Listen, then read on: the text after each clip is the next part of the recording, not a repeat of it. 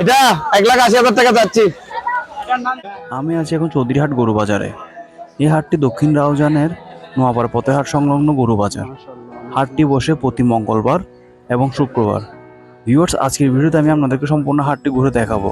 আর হাটটির একটি বিশেষত্ব হচ্ছে এখানে কোনো প্রকার গরুর প্রতি হাঁচিল নেওয়া হয় না। আপনারা শুধু এখান থেকে গরু কিনবেন এবং খুঁটির টাকাটি পরিশোধ করলে হবে। সো ভিউয়ার্স, চলুন সম্পূর্ণ হাটটি ঘুরে দেখি।